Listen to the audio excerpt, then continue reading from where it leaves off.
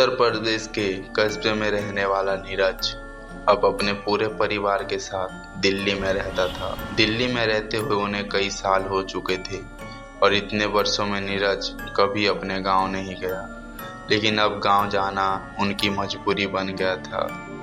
दरअसल नीरज की पत्नी दीपिका बहुत सालों बाद मां बनने वाली थी। डॉक्टर का कहना था कि बच्चे के लिए साफ हवा और शांत माहौल बेहद जरूरी है। ऐसे में दिल्ली जैसे शोरगुल वाले शहर से दूर उनके गांव से बेहतर कोई जगह नहीं थी। पूरे परिवार ने मिलकर गांव जाने का फैसला किया। लंबे सफर के बाद वो आधी रात को गांव पहुंचे। गांव में गहरा सन्नाटा छाया हुआ था। दीपिका गांव पहुंचकर बेहद खुश थी, लेकिन ये खुशी कितनी देर टिकेगी ये किसी को नहीं पता था।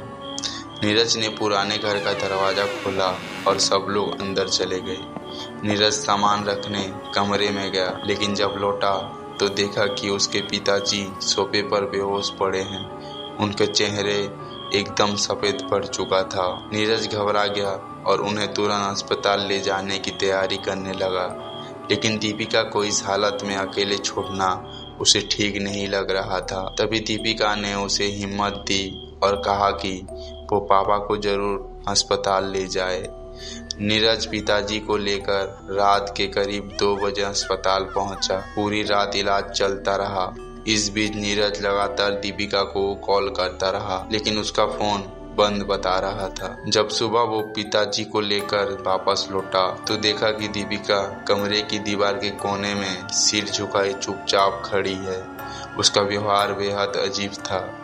नीरज थोड़ा घबराया, लेकिन फिर उसे बिस्तर पर सुला दिया। अगले 2 दिन तक सब कुछ शांत रहा, लेकिन फिर एक रात नीरज की नींद अचानक खुल गई। उसने देखा कि दीपिका बिस्तर पर नहीं थी। वो पूरे घर में उसे ढूंढने लगा और जब छत पर पहुंचा तो उसके होश उड़ गए। दीपिका छत के कोने में उल्टी दिशा में चल रही थी और कुछ बड़बड़ा रही थी।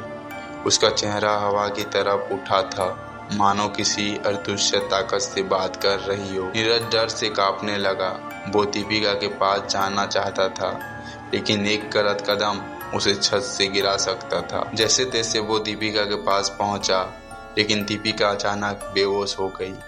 थोड़ी देर बाद जब उसे होश आया तो वो जोर जोर से चिल्लाने लगी, कहने लगी वो मुझे और मेरे बच्चे को लेने आई है। नीरज सिहर उठा। वो समझ गया कि ये कोई आम बात नहीं है, ये किसी बुरी परछाई का असर है। उसी वक्त वो गांव के मंदिर के पुजारी को लेकर आया और दीपिका को दिखाया। पुजारी ने नीरज और उसके पिताजी को कमरे से बाहर जाने को कहा। कुछ ही मिनटों बाद एक भयानक चीख सुनाई दी। वो दोनों घबराकर कमरे में दौड़कर पहुंचे, लेकिन बिस्तर खाली था।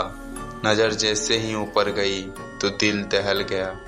दीपिका अलमारी के ऊपर बैठी थी, घुटनों पर सिर रखे हुए। उसकी आंखें बंद थी, पर चेहरा अजीब सी मुस्कान से भरा था। पुजारी भी डर गया। उसने नीरज को बाहर ले जाने को कहा, लेकिन जैसे ही वे बाहर निकले दीपिका ने अचानक एक तेज धार वाले चाकू निकाला और अपने पेट पर खुद पर बार बार मारने लगी। वो अजीब और डरावनी मुस्कान। कुछ ही पलों में दीपिका बेहोश होकर अलमारी से नीचे गिर गई। नीरज सब कुछ देखता रहा। उसकी आंखों से आंसू बहने लगे। वो अपने पत्नी और अजन्मे बच्चे को अपनी आंखों के सामने खत्म होते देख रहा था, लेकिन कुछ नहीं कर पा रहा था। कुछ ही देर में दीपिका ने अंतिम सांस ली। नीरज ने पुजारी से पूछा, आखिर ये सब क्या था?